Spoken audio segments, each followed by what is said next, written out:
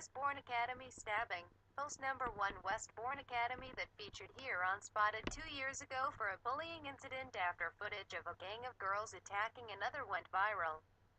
When we contacted the school, we were told that normally the school would take a dim view on bullying, especially if it had a racial element to it. However, in this case, the altercation had taken place outside the school, so they couldn't act on it. Earlier this year, we had two concerned parents that contacted us after their children came back from school with Chinese butterfly knives in their possession. When asked, they said that a new student had made them from hardwood and was handing them out in school. Spotted contacted the school and was told that it was nothing other than a misunderstanding due to cultural differences and the matter had been dealt with. In the last few months, parents at the school have lost all faith in the head teacher's apologist attitude when it comes to double standards in dealing with bullying incidents. One parent has secretly been recording conversations at the school purely because of the amount of times teachers and heads of departments change their stories to suit the situation. It would seem the recent spate of bullying this time comes from a young man who claims to be 12 years old but drinks beer and smokes. He admitted to another student who went online as a honey trap to get him in his native tongue to admit to her that he is actually over 16 years old. This came as no shock to the parent writing into us after the schoolgirl took screenshots of the messages she had received back from the alleged older boy.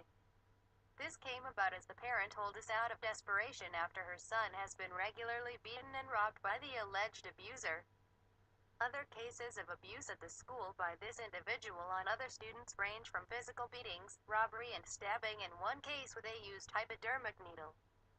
The parent spotted on Facebook that they had even contacted the home office about why there was an older boy in a classroom with her son. Despite claims of responding to all inquiries, as of yet there has been no reply from the home office. How far would you go into taking the law into your own hands if your child was at risk from a failed system that allows this kind of thing to go on? After receiving a message from a viewer spotted in Ipswich and Suffolk said on their Facebook page, it would appear the headmaster at Westbourne Academy is so vexed at this news story he has lost all ability over rational thought.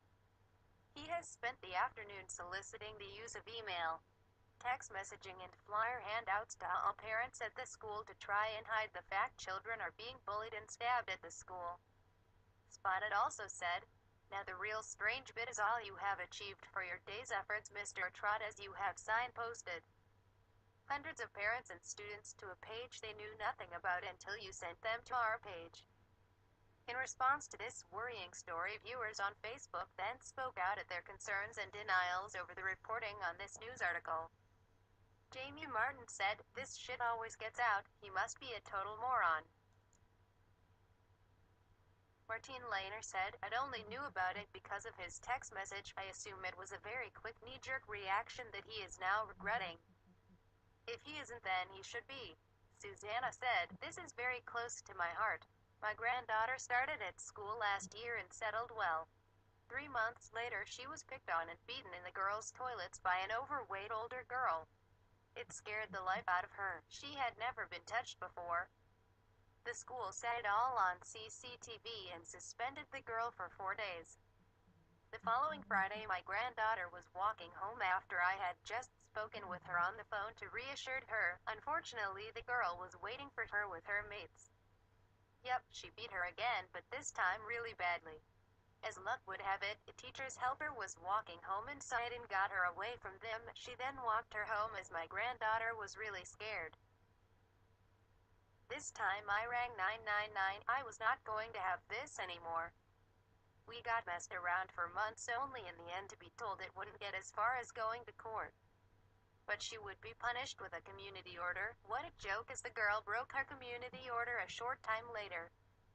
I am nothing short of disappointed, and to add insult to injury, my granddaughter has now started to getting in trouble now because I am guessing she feels that there isn't any justice for victims. This bully culture is destroying our kids' future." Tina Miller said, "The school is a pile of shit since Mr. Trott took over. Gone downhill in the last few years. Never had these problems when my son went there. Wish I never let my daughter go to that school now. She got bullied on her first day there and they didn't do shit. I know plenty of students that have been bullied and physically beaten up and the school have done shit about it. Tim Clemens said, "We're a nation of apologists now. Anyone can do anything without fear of reprisal. Just shout, 'You're infringing my rights.' Well, frankly, this is bollocks." Mark Mateer said, "Everything is too much for the government. This is widespread across the country with kids faking their age. The country is so deep in a hole rather than trying to climb out the hole, the easier option is to let the hole get bigger because it's now too hard for them to rectify their massive fluke UPS which have led to this and it will only get worse." Claire said, "I can't believe this. My daughter goes to this school. She hasn't mentioned anything and she seems to be doing well." If you have been affected by this news article or any other issue in the Suffolk area of the UK, please feel free to contact us anonymously on Facebook at Spotted Suffolk UK.